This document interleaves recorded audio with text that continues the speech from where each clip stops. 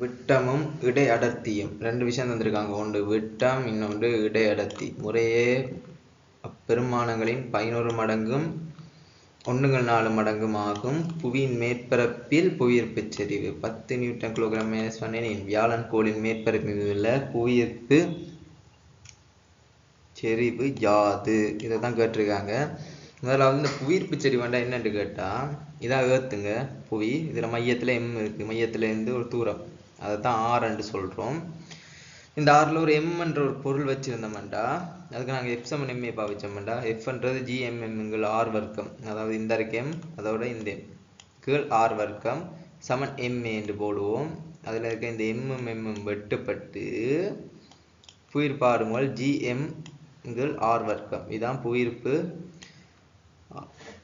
செறிவு. புவியீர்ப்பு செறிவு இருக்கிற சமன்பாடு ஜிஎம்கள் ஆர் வர்க்கம் என்று சொல்லுவோம். சரி, இந்த ஜிஎம்கள் ஆர் வர்க்கம் ஜி, அதாவது வடிவாக பார்த்தீங்கன்னா ஒரு ஒப்பிட்டு கேள்வி உண்டு. ரெண்டு பொருள் வியாழனும் புவியையும் வச்சு ஒரு ஒப்பிட்டு ஒன்று செஞ்சுருக்காங்க.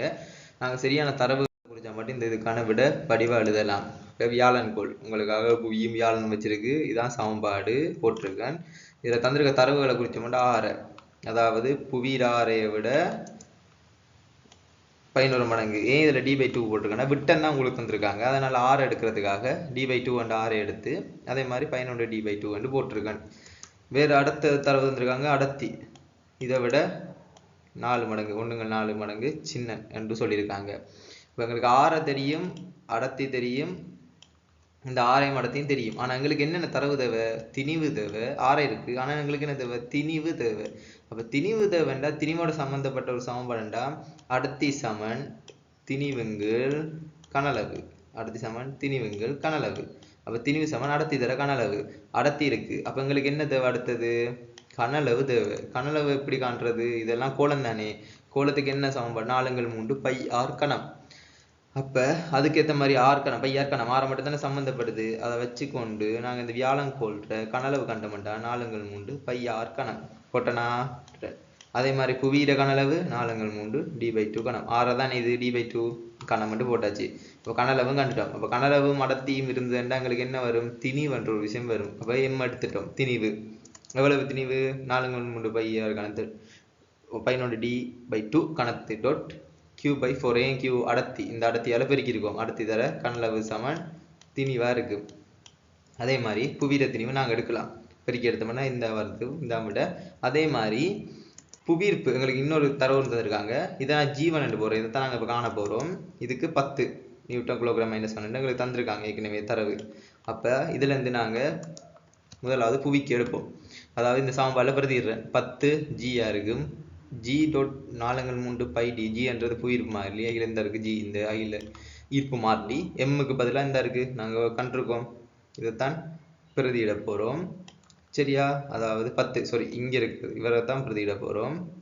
இந்த இருக்குது புவிக்கு தான் இவர் சப்போர்ட் இருக்கேன், இந்த இருக்குது இவரை தான் பிரதிட்டு இருக்கேன். அதே மாதிரி ஆரைக்கு d/2 வர்க்கம், இங்கே வர்க்கம் போட்டிருக்காங்க, வர்க்கம் ஒன்று போட்டிருக்கேன். அதே மாதிரி ஜீவன் இதுக்கு எழுதினோம்டா இந்த பாருங்க திணிவு இந்த இருக்குது. அதே மாதிரி ஆரை இந்த இருக்குது, இந்த ஆரையை கொண்டே பிரதிட்டு இருக்கேன். இப்போ என்ன பிரதிட்டேனா? இப்போ எனக்கு என்ன தேவை? ஜீவன் தான் தேவை. அப்போ என்ன செய்ய போகிறேன்? இந்த ஜீவனுங்கள் 10 போட்டு ஒரு சமன்பாடு ஜீவனுங்கள் 10. அப்போ இந்த சமன்பாடு எல்லாத்தையும் கீழே கீழே போட்டிருக்கேன். இதில் வழியாக பார்த்தீங்கன்னா இந்த ஜிஎம் இந்த ஜிஎம் வெட்டலாம், 4/3 πr இருக்கலாம், இதையும் வெட்டலாம். அதே மாதிரி q வெட்டலாம், ரோ வெட்டலாம், இப்படி இந்த பையை வெட்டலாம். எல்லாமே கீழே கீழே தான் இருக்குது. அதே மாதிரி இன்னொரு விஷயம் பார்த்தீங்கன்னா 11 d கீழ் 2 முழுவதின் வர்க்கம், இது கணம். அப்போ இதையும் வெட்டலாம். நாங்கள் வெட்டினோம்னா 11 d/2 மட்டும்தான் வரும். அதை பிரதிட்டோம்னா இந்த பாருங்க இங்கேயும் வெட்டலாம். 11 d/2. ஏன் 11டா? இது வர்க்கம், இது கணம். அப்போ இதுலேருந்து இதை வெட்டலாம். வெட்டினா வர்க்கம் வர்க்கம் அதாவது வர்க்கம் போனுச்சுன்னா இதில் ஒன்றே ஒரு கணியம் மட்டும்தான் இருக்கும், இந்த கணியங்கள் மட்டும்தான் இருக்கும்.